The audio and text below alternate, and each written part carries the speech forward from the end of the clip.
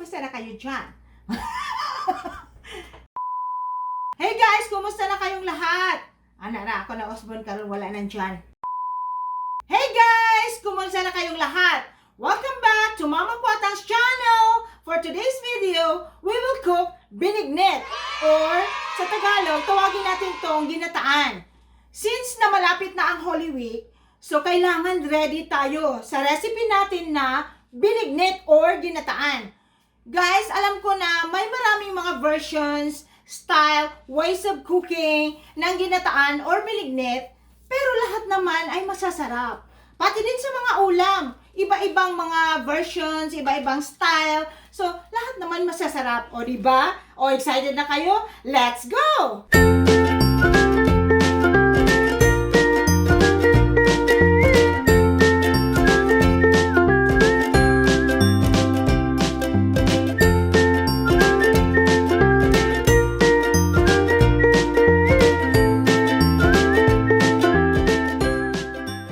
Okay guys, first step ay of course, ang yung iba na mga kamote at saka yung gabi ay binalatan ko na at saka ipabalatan na lang din natin itong sweet potato. For now, ito lang yung nakita ko dun sa grocery. Kasi, alam nyo guys, negative 13 kami, ang lamig ngayon dito sa amin. Kaya, ito lang yung available na nakita ko doon sa grocery. Hindi na kami nakapunta doon sa Asian store. Okay, so babalatan ko muna to para i-chop na natin. So, ayan guys, nabalatan ko na lahat. At of course, hugasan muna natin ang kamote natin, mga root crops. So, ito, hihiwain na natin ito ng cubes. Pa-cubes lang.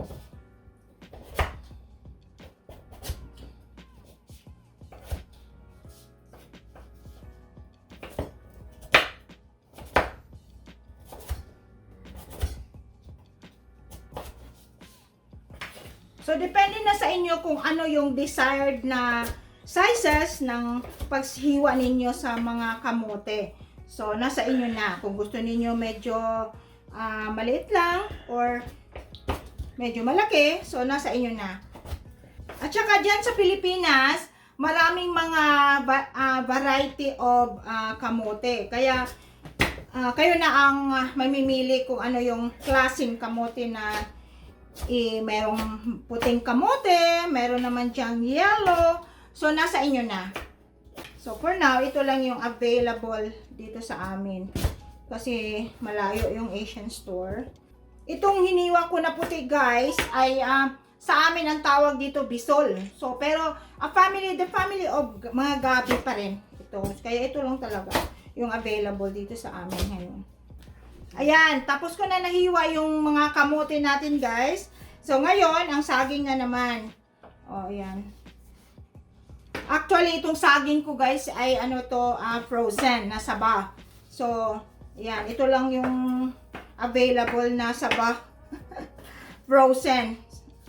Okay, ready na yung natin kamote at saka yung saging. Of course, dito tayo magluluto. Okay?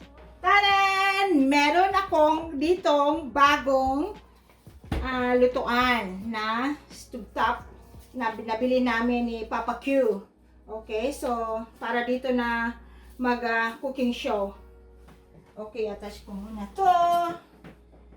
So ayan, ready na ang ating stove guys. And then, of course, yung kala natin, container sa paglalutuan natin sa ating binignit. Guys, so masarap, garantisado masarap talaga ang binignit. Alam ko naman yung mga versions dyan ng ginataan, natikman ko na din, ay ang sarap, bilo-bilo, ginataan. So ano pa ba yun? Tayo na muna natin na pakuluan muna natin ito, kukulo ang tubig natin. So hintayin natin muna. So, okay guys, mainit na ang tubig natin sa ating lutuan. So ayan, ito yung una nating ilunod ang sago. Guys, by the way, take note, itong sago na to ay bigay ng sister-in-law ko na si Manang Lilit dyan sa Dipolog. All the way from Dipolog City ito, guys. Alam nyo, binili niya ito sa palengke ng Dipolog City, sa public market. Oh, okay. So, imported yan ha. Galing Philippines ito. So, ayan. So, colored yung sago natin, guys. Okay? Ilunod ko na to. Ilagay ko na yung sago. And then next ay, after una ang sago, and then ito yung sticky rice. Yung glutinous rice na sinusok ko din overnight.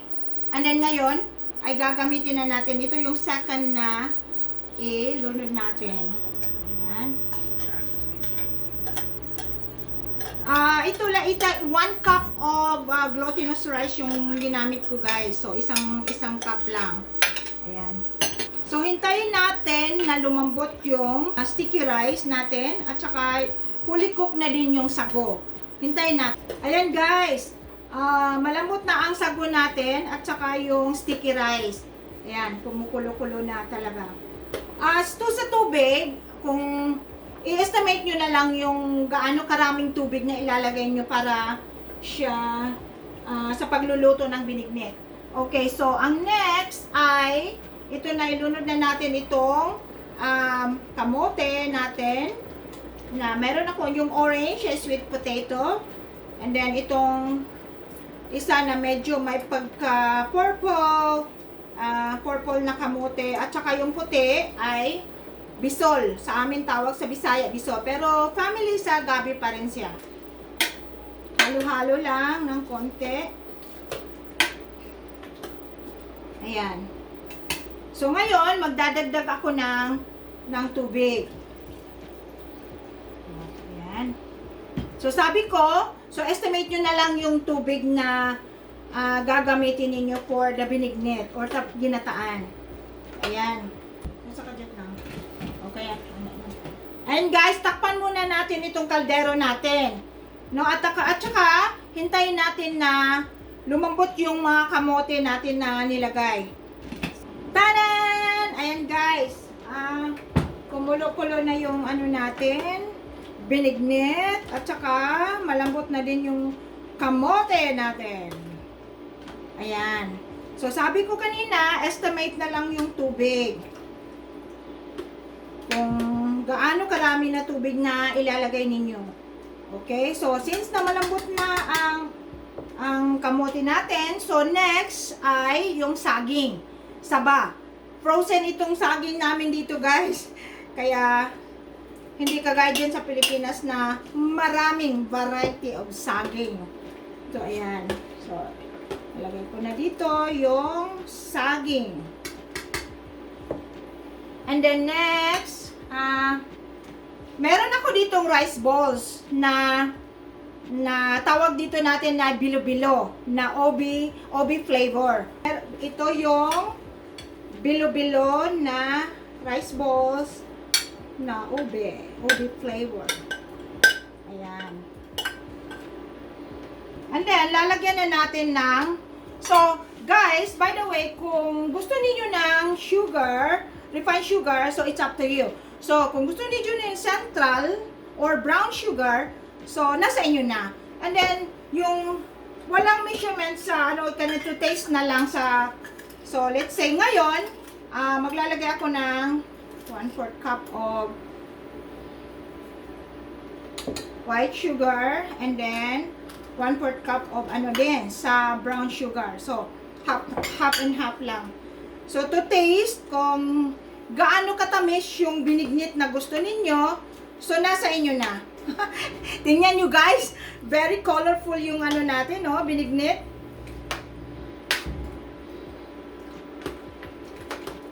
So, to taste lang ang sugar, ha, nasa inyo lang. Kung gusto nyo medyo matamis, or gusto nyo tamang-tama lang, or matabang, so nasa inyo na.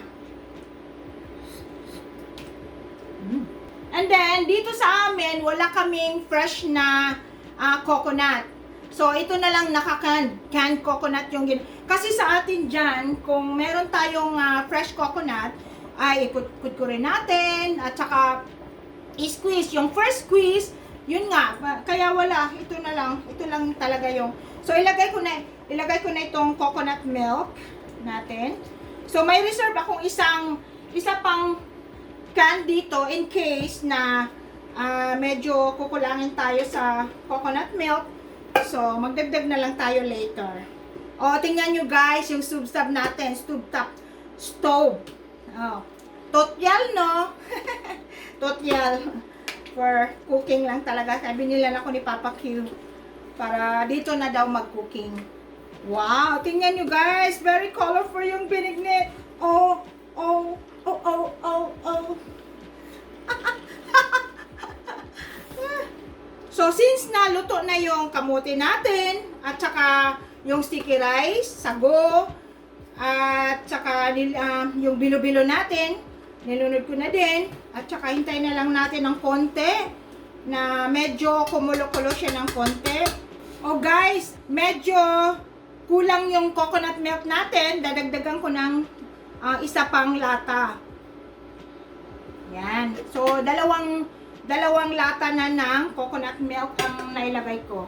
Kasi gusto ko yung medyo espeso at saka yung medyo sticky yung pagkagawa ng yan. Oh my God! OMG! So mga estudyante dyan, alam ko magsiuwian kayo, magbakasyon for the Holy Week.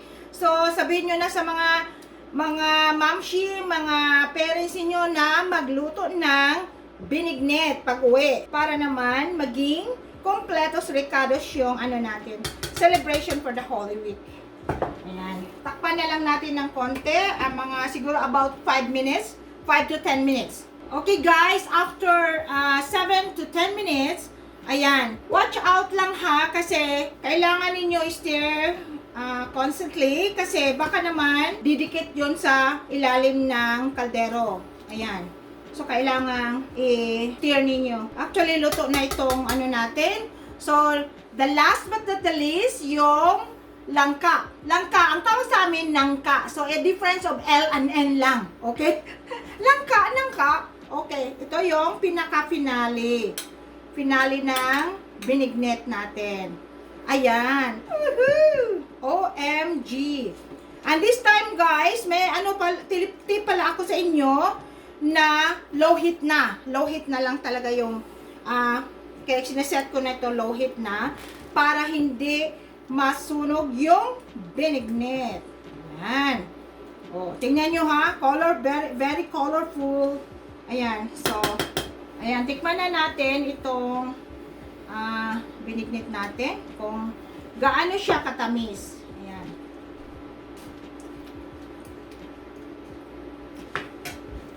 Dadagdagan ko ng mga about 1/4 para naman medyo matamis-tamis naman yung natin. So, ang ginamit ko guys ay sugar at saka yung brown sugar. So, half and half. Pero dinagdagan ko ng so a total of 1 cup. So, as I said, so sa inyo na to taste na yung sugar.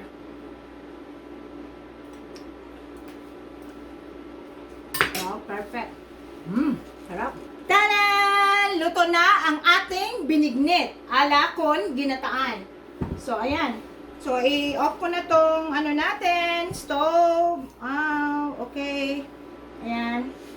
Okay, lagay natin dito.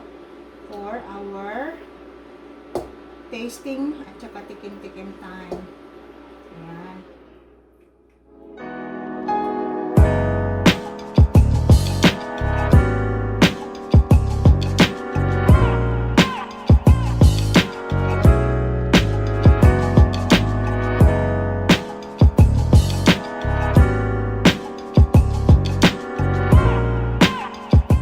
Okay guys, sabayan nyo ako. Titikman na natin ang binignet con ginataan. Okay? Ayan. So, tingnan nyo guys. Very colorful. Okay. So, ayan.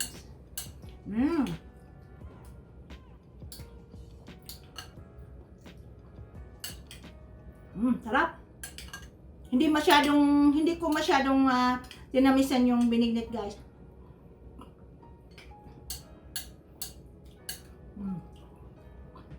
Tamang-tama talaga itong binignet sa amin ngayon guys kasi minus 13. Ang lamig dito, ang daming snow. Oh my G. Oh Joshua, ayaw mo ba? Lina, kain na. Kain na tayo guys, ali. Sabayan nyo kami. Anong kalokohan to? Kalukuhan daw, guys. So what is this? This is the binignet. Con ginataan. Con ginataan? Ginataan. Tawag sa Tagalog, ginataan. Bakit may con? Hindi. Kasi sa Bisaya, binignet. Pros and con. So what are the pros? Hindi. K-O-N. Con ginataan. Oh, ayan. Mainit. Masarap talaga ang combination ng langka, guys, at saka yung rice balls na ubi flavor, at saka yung sago from Dipolog City, Philippines. Ayan. Oh, ano? Sarap. Yeah, sarap. Saan ka galing ng purple?